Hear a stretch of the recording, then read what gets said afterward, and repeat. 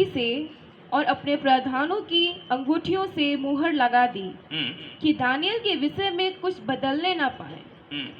तब राजा अपने महल में चला गया और उस रात को बिना भोजन पड़ा रहा, और उसके पास सुख विलास की कोई वस्तु नहीं पहुंचाई गई और उसे नींद भी नहीं आई। भोर को पो फटते ही राजा उठा और सिंहों के गढ़े की ओर फुर्ती से चला गया।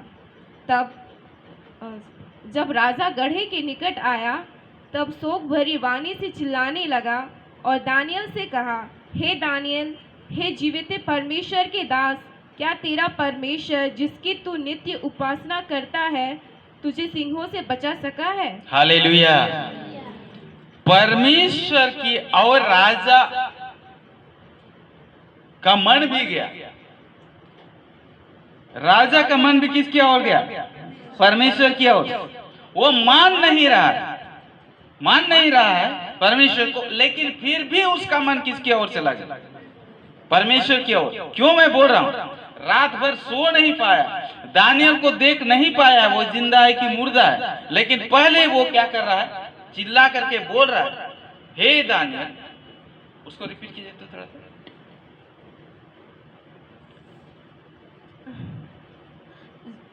जब राजा भोर को हम्म। पो फटते ही राजा उठा और सिंहों के गढ़े की ओर फुर्ती से चला गया। जब राजा गढ़े के निकट आया, जब राजा गड्ढे के निकट आया, तब शोक भरी वाणी से चिल्लाने लगा। शोक भरी वाणी से चिल्लाने लगा और दानियल से कहा, हे दानियल, हे जीवित परमेश्वर के दास। आप देखिए, हे जीवित परमेश्वर के दास। किसके दास? जीवित परमेश्वर के दास। हालेलुया।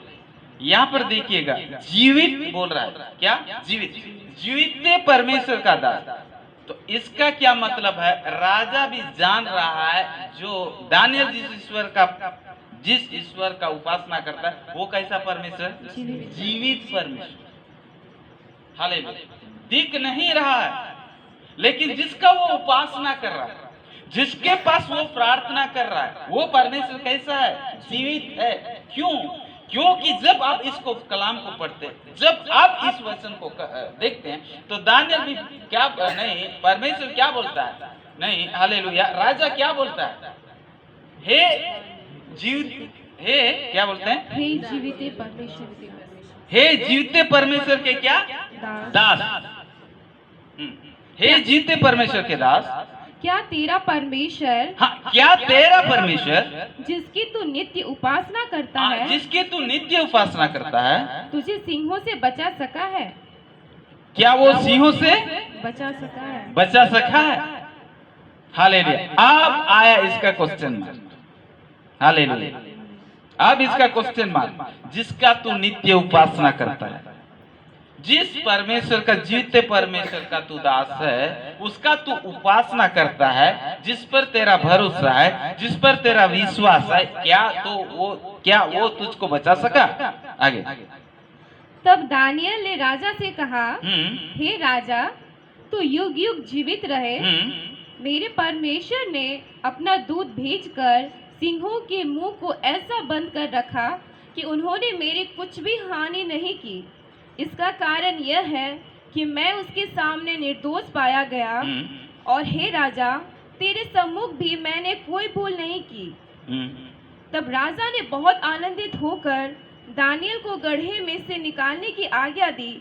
अतः दानियल गड्ढे में से निकाला गया और उस पर हानि का कोई चिन्ह ना पाया गया, क्योंकि वो अपने परमेश्वर पर विश्वास रखता था। हालेलुया। क्योंकि वो अपने परमेश्वर पर क्या रखता था? विश्वास रखता था।